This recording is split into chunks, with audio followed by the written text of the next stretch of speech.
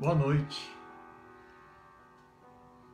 Estamos aqui diretamente na minha residência para fazer um culto online com a 87 Igreja do Pastor Luizinho, lá em Prado Velho, com a pastora Cirlei. Muito boa noite. Muita paz ao seu coração, muita alegria, muita motivação e fé. E para fazer este culto online, praticamente, trazer aqui uma mensagem que parte do coração de Deus para o seu coração. Diz o Evangelho de São Lucas, capítulo 7, a partir do versículo 1. Jesus cura o servo de um centurião na cidade marítima de Cafarnaum. A cura do servo deste centurião é um dos maiores milagres já registrados na Bíblia. Ele não viu o enfermo, nem ouviu, o enfermo não ouviu a palavra da sua boca, não pôde tocá-lo porque estava distante dele, nem olhar para ele.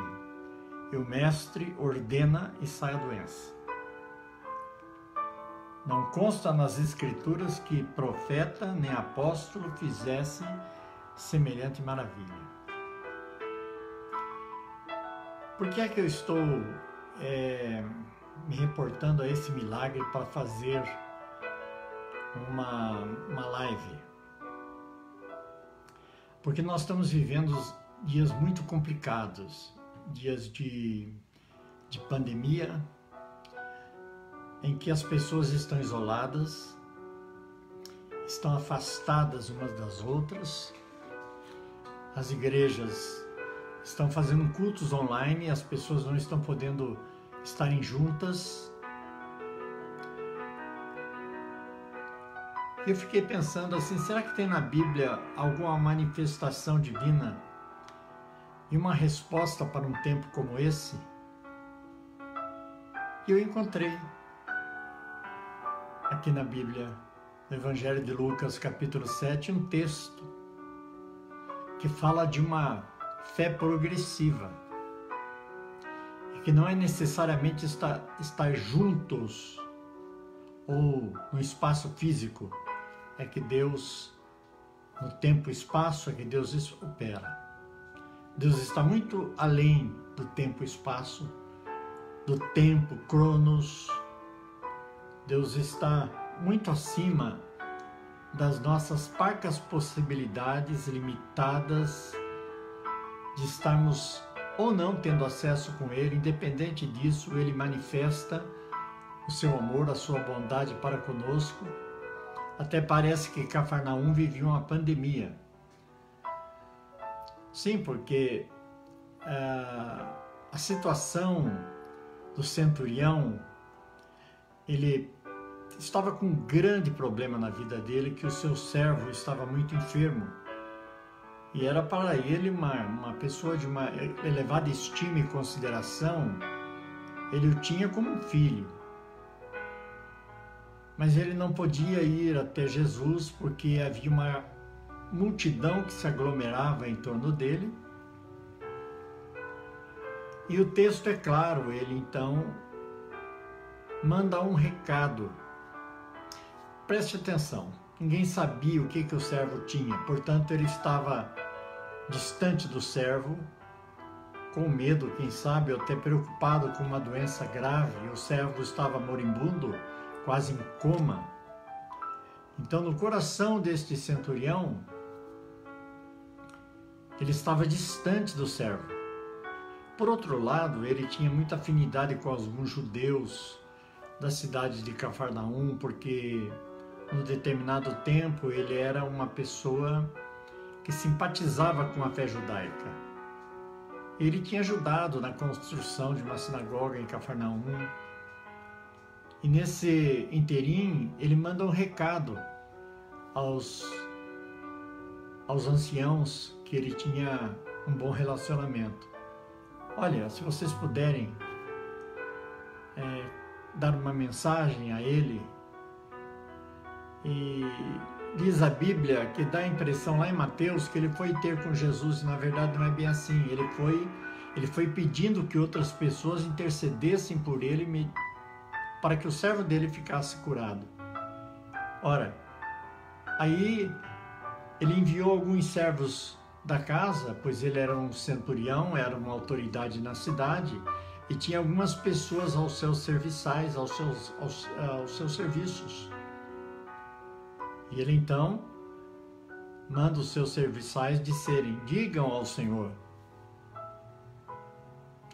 E esses serviçais mandaram recado, se aproximaram uma distância de Jesus, assim, de uns 30, 40 metros, e fizeram petição. Eram como se fossem porta-voz do centurião. Olha, assim diz o meu Senhor, diziam dos escravos, ao se reportar a Cristo.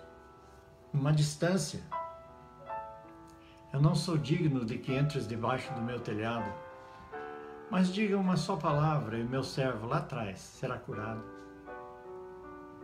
E aí esse centurião, deu as orientações aos seus servos, dizendo o seguinte: porque eu sou um homem que tem autoridade e que tenho soldados a meu dispor. Eu digo a um vai, ele vai, digo a outro vem, ele vem, digo a outro faz isto, ele o faz. Portanto, o meu servo está lá na minha casa, doente. Está longe. Mas o senhor não precisa ir na minha casa, porque eu não sou digno do que o senhor entre debaixo do meu telhado. E Jesus, ao ouvir toda a situação, fez uma exclamação, elogiando a fé do centurião. Olha, em verdade vos digo que nem Israel achei tamanha fé. Vai, e teu servo está curado. E naquele mesmo momento, lá onde estava aquele servo, ele alcançou plenamente a cura, apenas pelo poder da palavra de Jesus. O que esse texto tem a ver conosco, com os dias que nós estamos enfrentando, as dificuldades que se assomam, as expectativas e as esperanças que geram em nosso coração diante de um mundo empesteado desta enfermidade, matando milhares de pessoas diariamente? O que é que nos leva a ter convicção e fé? Mais do que nunca, é preciso nós despertarmos a nossa volição. A volição é o ato da nossa vontade de querer fazer com que a nossa fé ela atinja um nível muito mais elevado do que aquele nível que a gente tem conceito de fé, porque conceito de fé todo mundo tem. Se eu perguntar para uma pessoa: você tem fé? Ela vai dizer que tem. Tem fé em Deus, tem fé nisso, tem fé naquilo. Mas o que é fé? E ao meu ver, o centurião descobriu o segredo do que é a fé. O livro de Hebreus, capítulo 11:1, diz que a fé é a firme certeza das coisas que se esperam e a prova das coisas que não se veem. Mas como é que eu vou ter fé de alguma coisa que eu não vejo, que eu não apalpo? Como é que eu vou acreditar em alguma coisa que é meio abstrata? Aí é que nós temos que aprender as grandes lições do centurião.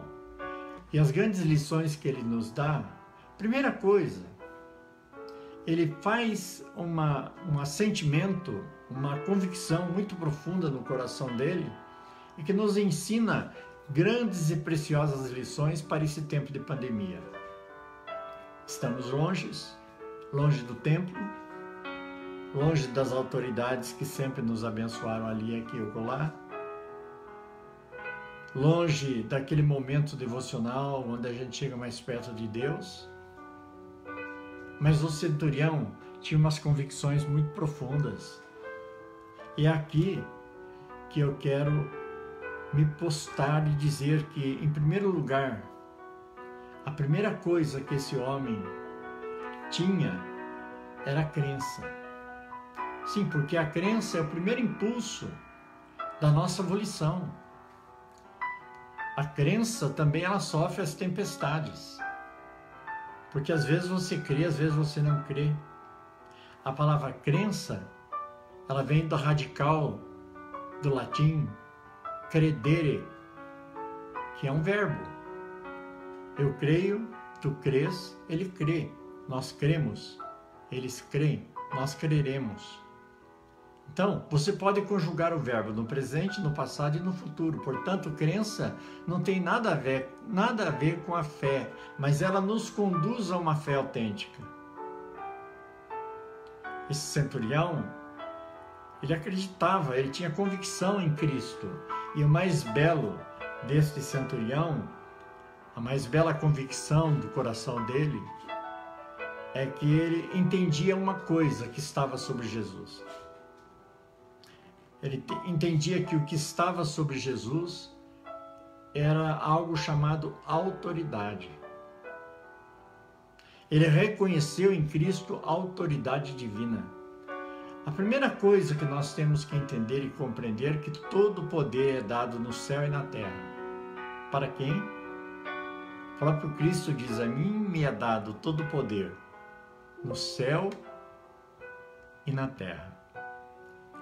Então, a primeira coisa que nós temos que entender e compreender é aprender com o centurião de que ele tinha convicção do que está debaixo de uma autoridade. Porque ele, especificamente, era uma autoridade. Ele disse, eu tenho soldados às minhas ordens. Eu digo a um vai, e ele vai. Digo a outro vem, e ele vem. O que ele estava dizendo era o seguinte, no meu peito, há um brasão do Império Romano. No meu escudo, há um brasão do Império Romano. Eu sou um centurião, eu comando 100 centúrias, ou 100 soldados treinados, habilitados, capacitados para defender 2 metros quadrados de terreno. Eram imbatíveis. Eu digo a um desses soldados preparados e qualificados, vai e ele vai, vem e ele vem, faz isso e ele o faz. Eu sei o que é autoridade, mas eu reconheço que muito além da minha autoridade está a sua. Portanto, a sua autoridade é maior. A primeira coisa que a gente tem que entender é que a Jesus é dado toda a autoridade do universo. Tudo está sob o seu comando. Nada foge da sua percepção, da sua acuidade, o seu olhar observador. O centurião tinha noção de que a autoridade que estava sobre ele era menor do que a autoridade que estava sobre Cristo. O senhor não precisa ir na minha casa. Na minha casa, eu não sou digno de recebê-lo lá. Mas diga uma só palavra, e o meu servo lá em casa será curado. Primeira coisa que ele entendeu na sua crença é que a crença ela tem que estar motivada pela autoridade maior, para que ela não seja vacilante, para que ela não seja uma crença tempestuosa. Hoje eu creio, amanhã eu não creio. Na verdade, quando você, pela crença em Cristo, crê no Senhor Jesus, disse Paulo à igreja de Filipos, quando ele estava com o carcereiro, crê no Senhor Jesus e será salvo, tu e tua casa. Talvez você esteja distante dos teus parentes, dos teus filhos, cada um em sua casa, não podendo se ver devido a esse problema sério da pandemia. Mas diga uma só palavra, e o meu servo lá em casa será alcançado. Até parece que Cafarnaum estava em pandemia. Mas a primeira coisa que esse centurião reconheceu foi que a sua crença estava depositada em quem tinha autoridade. Porque esse é o primeiro degrau. Quando você sai da crença, você vai no patamar do nível da autoridade. É ali que se estabelece o parâmetro da fé. A fé, diferente da crença, ela não é verbo. O radical grego da palavra fé vem da palavra fides, fidelidade. Fidelidade significa que Deus é fiel quando nós depositamos o nosso coração, a nossa vida, a nossa mente, o nosso espírito, na mesma sintonia com o Espírito de Deus. Quando a nossa crença, mediante autoridade, subimos o patamar da fé, ali se estabelece fidelidade. E diz que Deus é fiel. E não deixará de ser fiel, mesmo a gente sendo infiel. Mas Ele é fiel. Se é uma coisa que você pode escrever no cantinho da sua Bíblia, em tantas promessas que existem, Deus é fiel. E Ele não deixará que nenhum dos seus filhos, quando alcançam a fidelidade, Ele deixará de ser fiel. A fé e a misericórdia, diz a Bíblia, me seguirão todos os dias da minha vida. É importante você entender isso. E é também maravilhoso você entender isso. E eu estou hoje muito feliz por receber notícias de pessoas que alcançaram a verdadeira libertação dessa doença, coronavírus. Eu estou compartilhando isso, eu vou compartilhar isso porque me autorizou, o pastor Luizinho me autorizou a dizer isso. Recentemente, ele, como faz parte do grupo de risco, ele teve que visitar um hospital devido a uma pessoa da sua comunidade que estava lá doente. E alertaram para ele e disseram, olha, é perigoso você ir lá.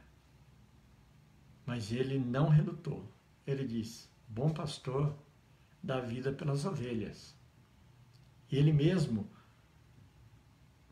sem se preocupar muito com isso, se preparou adequadamente, colocou o gel nas mãos, a luva no rosto, a máscara no rosto, e foi até o hospital. Passaram os dias, uma febre o acometeu. Isso foi turbulento. Nós estávamos trabalhando juntos num projeto com a igreja local lá da 87, lá no Prado Velho. E ele disse, eu estou assim muito mal, com uma gripe muito forte. Eu falei, mas como? Como você está com essa gripe? Você tem que ir no hospital.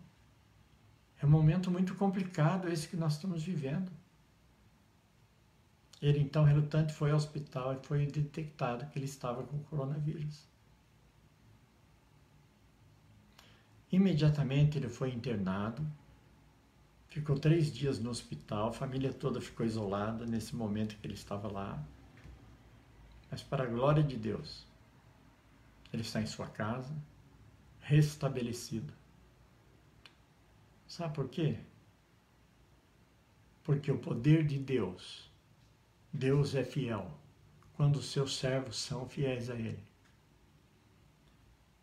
Eu fiquei muito feliz com a família, a pastora Shirley e outra, a família se alegraram muito com esse testemunho.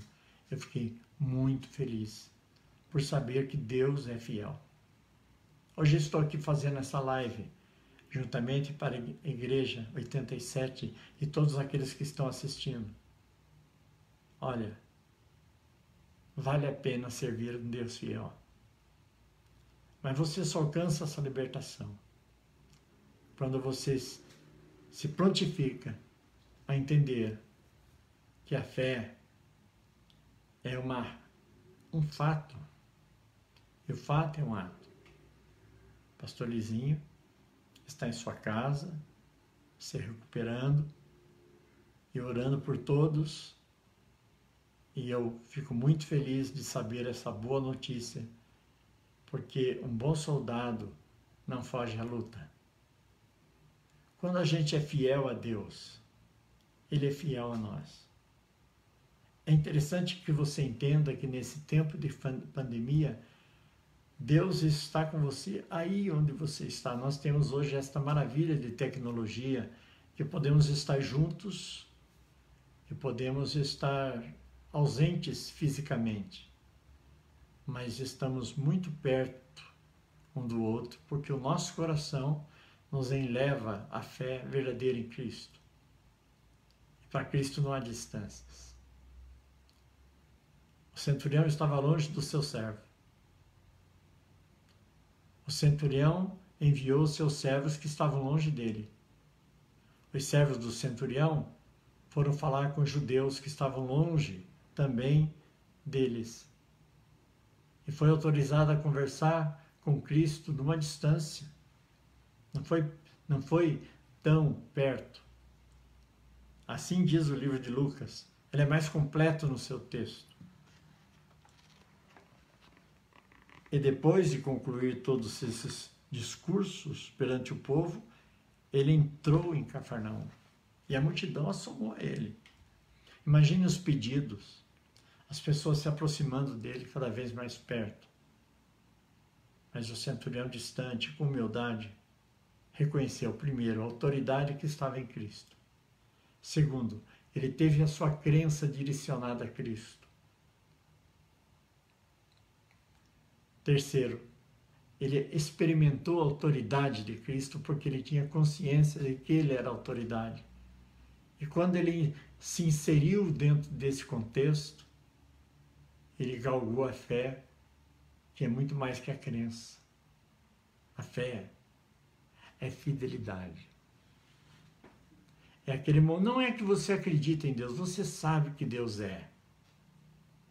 Você não tem mais dúvidas que Deus está no comando da tua vida. Ele é aquele que pode todas as coisas. Que as suas mãos não estão encolhidas para que não possa ajudar o necessitado. Seus olhos estão fitos para os fiéis da terra. Porque Ele quer reciprocidade nesta fidelidade. De fidelidade em fidelidade, Deus caminha nos espaços da eternidade, alcançando os filhos dele, que têm fé genuína. Não precisa o Senhor ir na minha casa. Basta uma palavra. E o Senhor alcança o meu filho, que está longe. Alcança a minha filha, que está longe. Basta uma palavra. Quando se conecta a crença autêntica, as distâncias não são empecilhos. Portanto, meu amigo, se você tem seus parentes distantes, entra no teu quarto e entenda que a autoridade dele é muito maior do que tu imaginas. Não há nada que possa impedir a mão de Deus de alcançar a tua família. Crê no Senhor Jesus. Desta forma, com esta crença convicta nele. Sim, porque a crença vence as tempestades. O centurião venceu. A mulher do fluxo de sangue venceu a dificuldade de aproximar-se de Jesus. Aquele paralítico que foi içado ao telhado e descido, aquelas pessoas que levaram o paralítico tiveram que tirar o telhado, levantá-lo acima numa maca, descê-lo até onde Jesus estava, venceram os obstáculos. Você não vai ver pessoas na Bíblia que não superaram as dificuldades pelo clamor sincero. Bartimeu não tinha chance de vê-lo, mas clamou profundamente: Senhor Jesus, filho de Davi, tenha misericórdia de mim. Assim bradava o filho de Timeu nas distâncias da rua em que se prolongava e o Cristo se distanciava. Mas ele alçou voz: eu posso não enxergar, mas eu tenho voz, eu vou bradar. Algumas pessoas disseram a ele: cala a boca, cego, ele não tem tempo para ti. Mas ele ouviu a voz do Bartimeu. Zaqueu com vergonha daquelas situações todas que ele vivia, venceu o obstáculo e subiu em cima de uma figueira brava. Foi quando Cristo viu. Se você olhar e observar, todos os testes de fé foram ditos. Aquele cego, ele teve que lavar o rosto, os olhos, no tanque de Siloé, com saliva que o Cristo tinha feito e produzido para que ele pudesse enxergar. Por que é que o Cristo faz questão que nós tenhamos obstáculos? Justamente para ele nos mostrar que a fé é atingível em todas as áreas. A fé é um exercício prático da crença. A crença nos leva à fé. São os degraus para nós superarmos os obstáculos. Portanto, neste momento em que nós estamos aqui, eu estou muito feliz porque, da mesma forma como Deus atuou na vida do pastor Luizinho, agora eu vejo ele orando na sua casa por todos os membros, pois ele sabe o Deus que ele serve, e eu quero vos dizer, ele jamais nos deixa frustrados. Eu quero que você, nessa pequena live que eu estou dando aqui, alcance, interceda agora comigo pelos teus parentes, pelos teus irmãos, pelos teus filhos, que porventura não estejam debaixo do mesmo teto. Mas o Cristo, ele está presente em qualquer distância, imensurável que seja. Interceda comigo agora. Senhor Deus e Pai, tua graça, tua misericórdia nos alcança a cada momento e cada instante. Agora eu te peço, como esteves presente na vida do centurião de Cafarnaum, e abençoa o seu servo mesmo distante. Da mesma forma eu te peço que alcance os teus filhos, aonde estiverem, para que alcance a misericórdia, a graça, a unção, a verdade, o poder e a virtude. Receba a cura e que nada impeça da tua ação contra esta pestilência. Protege os teus filhos deste vírus. Esse vírus que tem ceifado milhares de vidas. Protege essa casa, protege este lar, abençoa todos que estão nos assistindo e determina a tua bênção, a tua graça na vida de cada um dos teus filhos. É a minha oração em nome de Jesus. Amém. Amém. Que Deus te abençoe muito e que a unção do Todo-Poderoso te alcance aonde você estiver, a distância que estiver. E que o Senhor te abençoe e te guarde. Que o Senhor faça resplandecer o seu rosto sobre ti e tenha misericórdia de ti. Que o Senhor sobre ti levante o seu rosto e te dê a paz. Muita luz, muita bênção na tua vida. Uma boa noite a todos que estão me assistindo. Que Deus abençoe. Vou ver cada um aqui particularmente. Deus abençoe.